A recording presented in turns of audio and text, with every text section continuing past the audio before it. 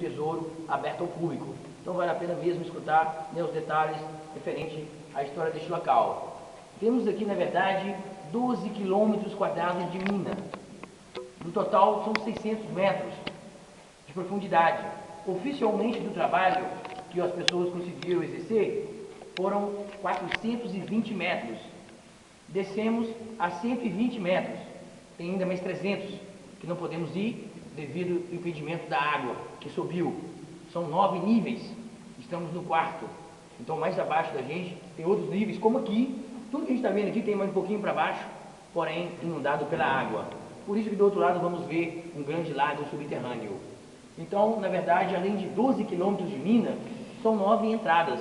Por isso que o ar que respiramos magnificamente é um ar realmente natural. Porque a entrada que descemos não é somente ela, tem outras também. Algumas bloqueadas com cimento de concreto, para evitar a presença de garimpeiros clandestinos, né? Que é bem possível ainda entrar 7 km aqui no bairro do Moro, por isso muitos que inclusive são pais de famílias, podem entrar lá na noite, passar a noite inteira aqui e sair na manhã com um saco de linhagem cheio de areia, que para eles é um resultado extraordinário. Não para o patrão, porque o patrão estava acostumado com toneladas de ouro e não algumas graminhas, né? Como muitas pessoas ainda sobrevivem através de gramas de ouro. Então vejam bem, esta mina não se chama mina rica e nem mina de ouro, mas sim mina da passagem. De maneira extraordinária, temos uma passagem debaixo da terra. São 12 km quadrados e 7 km de comprimento. Então podemos bem entrar aqui e sair perto do hotel, debaixo daquela rua que passamos, na rua direita, onde está aqueles ônibus ali parados, tudo, né? Podemos sair por baixo. São várias galerias, eu confesso e garanto. Recentemente eu fazia passeio aqui, entrando aqui e saindo em Mariana, 2 horas debaixo da terra. Então o proprietário me proibiu e ao mesmo tempo disse que, inclusive o caminho que eu bem gostava de fazer, conhecia, foi bloqueado para impedir a entrada de garimpeiros clandestinos. Porque se eles vierem aqui agora, eles podem rapar essa terra do canto e com poucas horinhas fazer várias gramas, né? Mas o dono da mina não quer tocar nela, não quer modificar. Prefere deixar ela aberta sempre ao público e não nada modificar. Tudo começou em 1814, a 7 quilômetros daqui. Evidentemente as galerias são menos largas, porque a exploração foi manual. Então, um explorador competente, experiente, contratado pelo rei de Portugal, o Dom João VI, ele se chamava o minerador, o alemão Eschwege. Ele tinha um número enorme de escravos e animais. Então o Eschwege, ele chegou aqui em 1814, a 7 quilômetros daqui, e fez o trabalho de 1814 a 1830, com todos os escravos dele. Mas o que ocorre na realidade é que quando ele chegou nesta parte da mina, ele percebeu que ele e os escravos dele não seriam suficientes para trabalhar nessa parte, que era extremamente dura ao nível de formação rochosa. Então, Eschwege e seus escravos se foram em 1830. Mesmo assim, de maneira rica, curiosa e surpreendente, foi o mesmo ano que tivemos a presença dos numerosos ingleses. Devido a décadas atrás, ao mesmo tempo séculos, o rei Dom João VI, que como todos conhecem a história aí, para quem dá a aula de história, né? Na vinda da família real para o Brasil, o Dom João VI teve a necessidade de ter uma boa economia para se salvar do Napoleão Bonaparte. Então, como todos conhecem bem a história, o Brasil, os portugueses não apoiou os franceses, e sim a Inglaterra.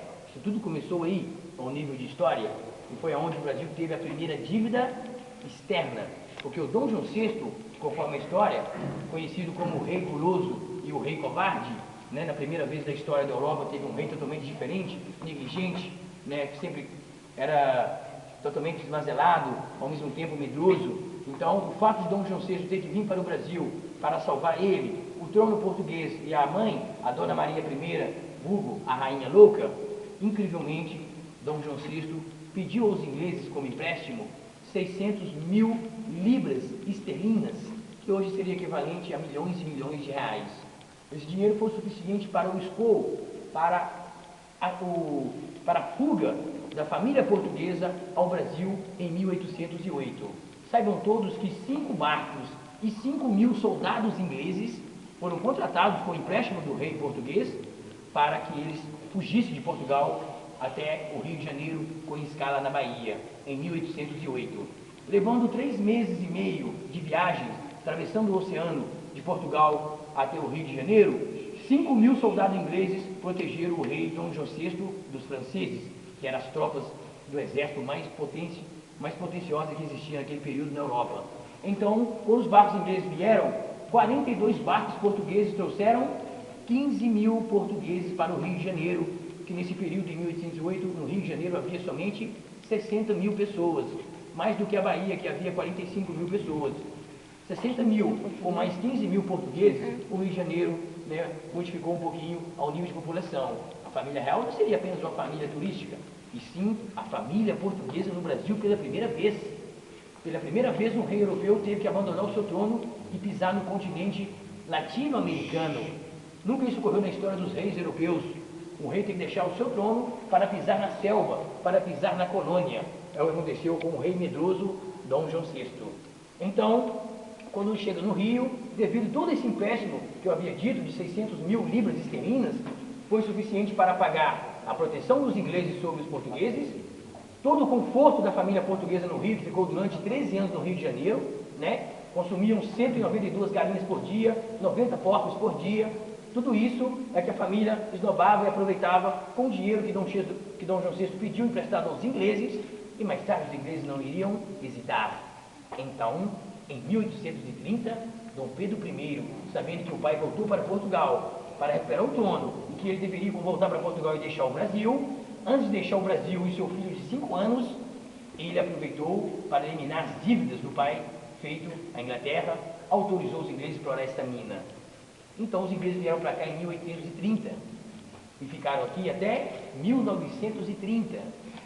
100 anos de exploração, não se misturaram a outros, manter a sua própria tradição. Hoje aqui em Minas não temos muitos loiros, olhos verdes, olhos azuis, olhos coloridos, porque os ingleses não se misturaram.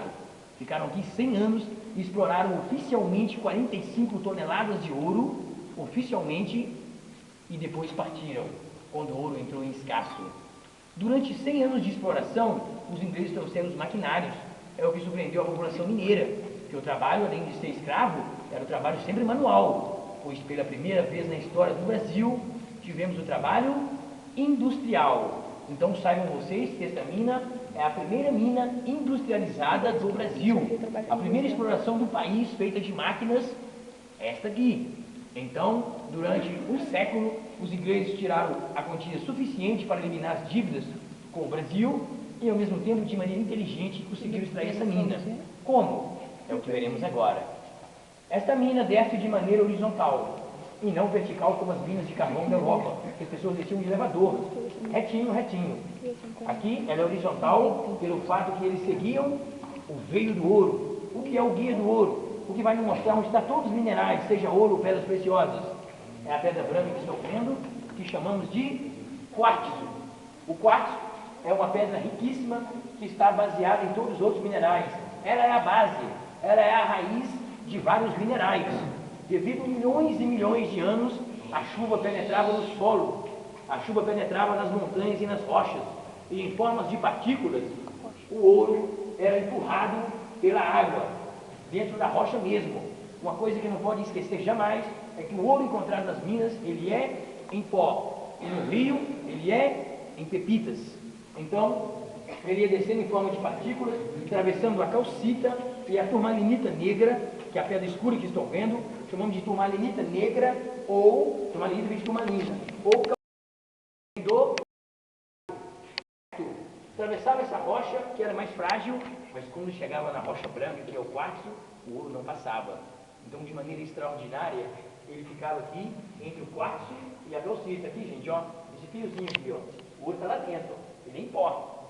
E do jeito que eu estou explicando para vocês, e a maneira que estamos observando, até a mim mesmo, dá a impressão de ser totalmente impossível tirar esse ouro. Nossa, como a gente vai pegar esse ouro então? Se ele está lá dentro, imprensado devido à pressão do solo, né, a formação vulcânica, como ele está imprensado entre o quartzo e a calcita, não vamos tirar ele. É difícil demais, acho que vai ter jeito. É por isso que o Eichweg, com os escravos dele, deram no pé, né? Mas para os ingleses não. Para os ingleses, de maneira inteligente e capaz, foi mamão com açúcar. Venham ver como eles tiravam facilmente. Como eles conseguiram? Tiraram aqui, ó.